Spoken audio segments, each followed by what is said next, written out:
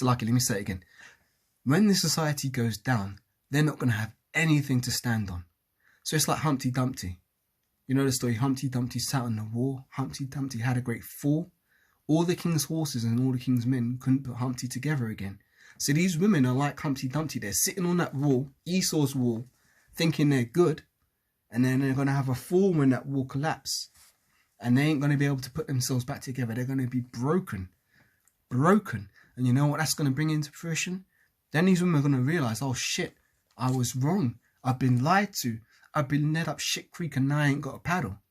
So what's going to come about then? Micah chapter 7 verse 10, which is one of my favourite scriptures in the whole Bible. Not afraid to admit it. This was a life-changing scripture when I read this one, boy. Micah 7 and 10, I said, yeah. There we go. Every time this scripture comes out of my mouth, it's hard not to have a smile on my face. Let me savor it a moment. It's been a while since I brought it out. This truth tastes good. This is Micah chapter 7 and verse 10. Then she that is mine enemy shall see it, and shame shall cover her, which said unto me, Where is Yahweh thy power? Mine eyes shall behold her. Now shall she be trodden down as the mire of the streets. Gotta go again. You got to double dip on this one, man. Micah chapter 7 and verse 10. Then she that is mine enemy shall see it, and shame shall cover her, which said unto me, Where is Yahweh thy power? Mine eyes shall behold her. Now shall she be trodden down as the mire of the streets. When this society falls down, these women are going to realize that they've got nothing to stand on. And we're going to behold that with our own eyes. We're going to see these proud women hit rock bottom. They're going to hit pay dirt. They're going to go beyond rock bottom and they're going to be looking bad. And these women who are like, talking shit about the Most High, talking shit about us putting our faith in him, we're going to behold them and they're going to be trodden down as the mire of the streets. You know what mire is? Shit. Isaiah 4 and 1 is coming. Here we are. The patient in spirit is better than the proud in spirit. So therefore, the patient in spirit should be patient and wait for this, because it's coming. The Lord said it's coming. He promised us. And we saw his promise come to fruition by them making misogyny now a hate crime. It fulfilled the Jeremiah 31:22. Was that what I was reading? We're seeing these prophecies coming to pass all around the globe. Various prophecies are coming to pass. Do you not think this is going to come to pass too? Isaiah 4 and 1. And in that day, 7 women shall take hold of one man, saying, We will eat our own bread, and we will wear our own apparel. Only let us be called by thy name, to take away our reproach. So therefore, in order for these women to have a reproach that's taken away, they need to have done something that's reproachful, right? Right? And what is more reproachful than being a feminist in this society, according to the law of the Most High? Because the Lord, Yahweh, gave out what a purpose of a woman is in Genesis 3 and 16. This is the purpose of what a woman should be doing. And unto the woman he said, I will greatly multiply thy sorrow and thy conception. In sorrow thou shalt bring forth children, and thy desire shall be to thy husband, and he shall rule over thee. That's what a woman's supposed to be, subservient to one husband, to bring forth his children. Not to be flipping going out to work for Esau and building up his society and running around and doing what you want and going clubbing and running off to Ibiza and, snorting coke and taking weed and going on holidays just to have fucking affairs and then saying, what happens in Ibiza stays in Ibiza, and then they come home to their so-called steady boyfriend and then they run off to flipping South Africa the next month, because these Edomites love to travel, especially these Edomite women, or they run off and they go into Rio and all these, the globe-trotting, man, when they're supposed to be keeping at home. They're dishonouring their fathers with their behaviour, and they're also dishonouring their own husbands, and they're dishonouring themselves. These women have destroyed themselves through trusting in Esau, and that trust in Esau is going to come to its ultimate fruition when this society collapses. And that's why this is a beautiful thing, because I can see it through the spirit. I can see what's going to happen. It's like Yahweh's basically set him up for the knockout punch. I could go so much deeper into this topic. I could talk about a lot of other things. There's a lot of scriptures I could bring out. But I'm going to close on this one, because I've been talking for a long time and I don't want to keep this too long. But I'm going to go to Proverbs, the 31st chapter, and just close out on this. This is what wisdom, this is what a wise woman does. And this is what a wise woman should bring to the table. Because it ain't enough for a woman to just bring her body, you know, nice breasts, nice face, long hair, shapely hips, good ass. That's not what makes a woman precious or valuable. This is what makes a woman precious and valuable. No, Proverbs 30th chapter, not the 31st.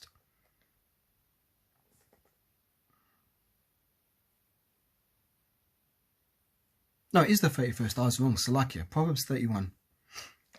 The words of King Lemuel, the prophecy that his mother taught him. What, my son, and what the son of my womb, and what the son of my vows? Give not thy strength unto women, nor thy ways to that which destroyeth kings. It is not for kings, O Lemuel, not for kings to drink wine, not for princes to drink strong drink, lest they drink and forget the law, and pervert the judgment of any of the afflicted. Give strong drink unto him that is ready to perish, and wine unto those that be of heavy hearts. That's why Yahushua drank, because he was ready to perish, and he was of a heavy heart. It says, let him drink and forget his poverty, and remember his misery no more. Open thy mouth for the dumb, the cause of all such are as appointed to destruction. Open thy mouth, judge righteously. That's a cut for those who say, oh, you can't judge. Or as Tupac said, only God can judge me now. Well, what does Proverbs 31 and verse 9 say? It says, open thy mouth, judge righteously, and plead the cause of the poor and needy. It says, who can find this is the point I want to get into. Who can find a virtuous woman? For her price is far above rubies. The heart of her husband doth safely trust in her, so that he shall have no need of spoil. She will do him good and not evil all the days of her life. She seeketh wool and flax, and worketh willingly with her hands. Let me break this down, man. My mum is pretty good, man, in the sense that she's kind of an old school woman who does old school woman type things. You know, she made my garment. She worked with her hands. She's very good at stuff. I mean, she could just sewing machine, done. That's a skill. How many women in this society actually know how to work a sewing machine? How many women in this society know how to knit something, or even work with a needle and thread? Most women know how to flip and manage an office database, but they don't know how to fucking work with their hands to make a garment. Fucking ridiculous. These women are of low value, man. In this society right now, they're fucking waste women. Waste women standing up there in the street talking shit about how this guy's a dirty ass man and he can't tell her nothing because she's a fucking queen. Get the hell out of here, man. Get the hell out of here. Man, if we were in the kingdom right now, I'm telling you, man, I would put hell on that woman, man. But we're not in our kingdom. We have to wait. And that's why it's beautiful to see this, because when they fall, it's going to be all the more satisfying. So continuing on. The heart of her husband does trust safely in her, so that he have no need of spoil. She will do him good and not evil all the days of her life. She seeketh wool and flax, and worketh willingly with her hands. She is like the merchant ships. She bringeth her food from afar. She riseth also while it is yet night, and giveth meat to her household, and a portion to her maidens. She considereth a field, and buyeth it. With the fruit of her hand she planteth a vineyard. She girdeth her loins with strength, and strengtheneth her arms. She perceiveth that her merchandise is good. Her candle goeth not out by night. She layeth her hands to the spindle, and her hands hold the distaff. Again, not many of these men are working a spindle.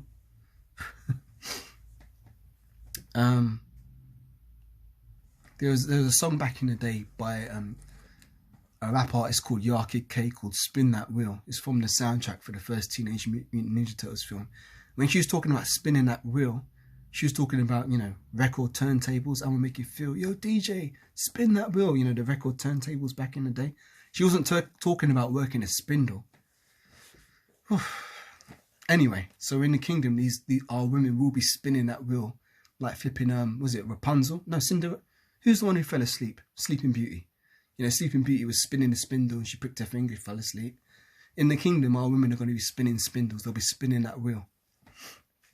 Anyway, yeah, Kid K and High Tech 3, that song was by. I'm kind of into music, so I've got a memory for this stuff. Anyway, it says, she layeth her hands to the spindle and her hands hold the distaff. She stretcheth out her hand to the poor, yea, she reacheth forth her hands to the needy. She is not afraid of the snow, for all her household are clothed with scarlet. She maketh herself coverings of tapestry, her clothing is silk and purple. Her husband is known in the gates when he sitteth among the elders of the land. See, because this man has such a virtuous woman, people respect it, and he's known of the elders. And he's probably sitting there with a fly garment too, because his good virtuous wife made it for him. And they're like, brother man, where'd you get that fly garment from? He's like, my wife made it for me. Oh, you know, that's cool, man. That's cool. So I'm visualizing the scriptures, you know, but that's kind of how it would be, man. Imagine that in the kingdom, you're going to have women making your tailor-made clothes. Your wives are going to be making you. You're going to have so many clothes you're not going to do with them. They're going to be making you all these nice gifts, and you're going to be sitting in. It's not going to be like today where, you know, brothers just go to JD Sports or TK Maxx or Uniqlo or any of these clothing stores, and you're buying something that there are like hundreds, if not thousands, of this same. Like, for example, this T-shirt. I got this T-shirt from the Gap here many years ago. There's probably millions of this exact same T-shirt made and sold at all the Gap stores throughout the world. This isn't a unique piece. On the other hand, this garment that I'm wearing, no other brother in the world has got this exact same garment, because this was made one off to measure, thankfully, by my mother. You know, all praises to the Most High, Yahweh Shem Yahshua, for putting the spirit on her to do that. But, you know what I'm saying, in the kingdom, you're not going to be wearing factory-made stuff where everybody's got the same thing. You're going to have your own tailor-made stuff. You're not going to be wearing the same flipping Air Jordans that every other brother's wearing. You're going to be wearing your own stuff that was made specifically for you. Ain't that a beautiful thing? It's beautiful to me. I think it's beautiful. And then people are going to see it and be like, you know, who made your nice shoes? Who made your nice garment? Oh, my wife made it for me. Oh, that's beautiful. You know, it is a beautiful thing if these women were doing what they're supposed to be doing. But they're not. It says, her husband, back in Proverbs 31 and 23, her husband is known in the gates when he sitteth among the elders of the land. She maketh fine linen and selleth it, and delivereth girdles unto the merchant. Strength and honour are her clothing, and she will rejoice in time to come.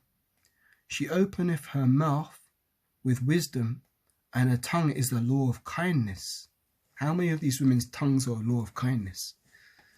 In this life, if you've got a girlfriend, or if you've got a wife, I should say, there's such things as boyfriend and girlfriend, all that bullshit. Usually you're just going to have more trouble in this life if you've got a woman, because you're going to have to please her as well as please the Most High. Whereas if you're single like me, thankfully through I'm single, your mind will be more preoccupied with pleasing the Most High rather than trying to please your wife. Proverbs 31 and 27. She looketh well to the ways of her household, and eateth not the bread of idleness. That's what these women are in this world. They're idle, man. Right now, they're probably sitting at home, flipping in their pajamas in their bed, eating Haagen-Dazs ice cream and watching Netflix. That's what a lot of these women like to do. Sit around in their pajamas on their fucking ass all day, have a drawer next to their bed filled with fucking sweets that they don't want anybody else to know they've got, because they're secretly eating these sweets. They've got their fucking Haribo Tang Fastics hidden in their fucking bedside drawer. I've seen this shit with my own eyes. Fucking packets of Haribo stuck in their bedside drawer. They're sitting there in their bed, in their pajamas, eating ice cream, watching Netflix. That's fucking idle, man. That's what these women are about. They just want the comfort. They just want to sit at home and be comfortable. You got work to do, women, man, and you're going to get to work in the kingdom. It says,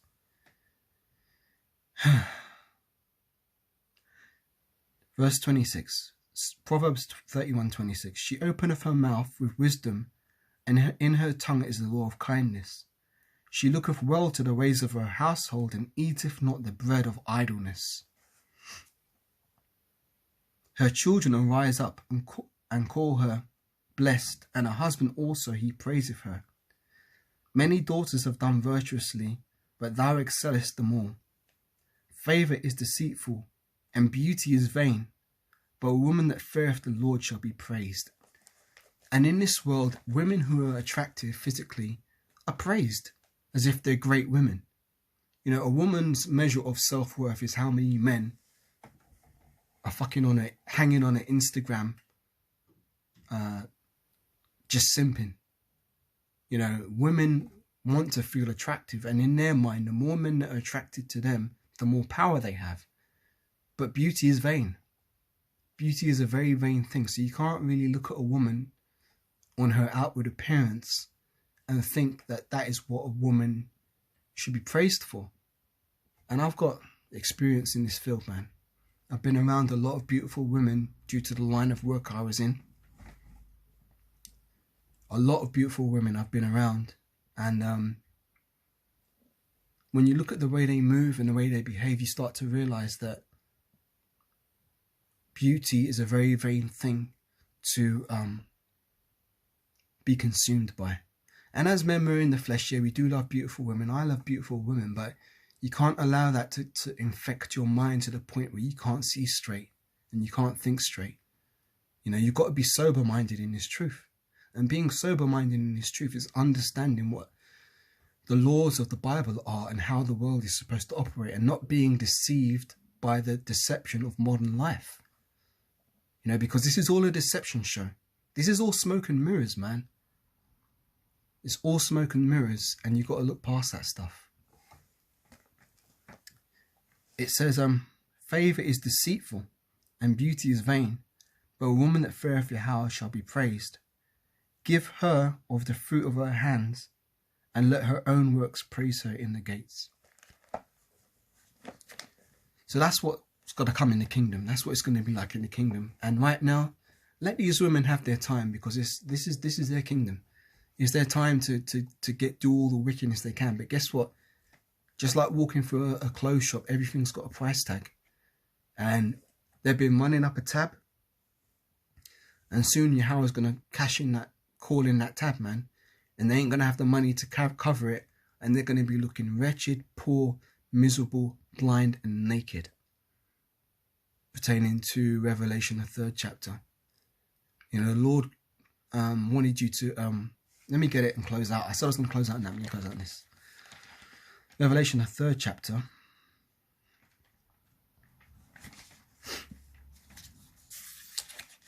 It says, Revelation 3 verse 17, because thou sayest, I am rich and increased with goods. This is how these women feel. And have no need of nothing, and knowest not that thou art wretched and miserable and poor and blind and naked. That's what these women are in this world. It says, I counsel thee to buy of me gold tried in the fire, that thou mayest be rich, and white raiment, that thou mayest be clothed, and that the shame of thy nakedness do not appear, and anoint thy eyes with eye salve, that thou mayest see. As many as I love, I rebuke and chasten. Be zealous, therefore, and repent. And that's how I'm going to end this lesson. Been a long one, but, you know, I just said I was going to put the camera on and go in the spirit, and the topics that I was going to go into are what the Lord had me go into. So, Lord willing, it's been an edifying lesson. With that, giving all praises, honor, and glory unto Yahweh. Bahashem Yahweh Shai, Bahashem Makakwadash. Double honors to the elders and apostles of Great Millstone that rule well. And shalom to you, Akim, teaching this word with faith and truth and in sincerity. And until the next lesson I do, Lord willing, I was going to start on a new topic there, but I'll say that for another lesson. So until the next lesson I do, Lord willing, I'll say shalom, wa abba wa kwam yashuala. Till the next one, shalom.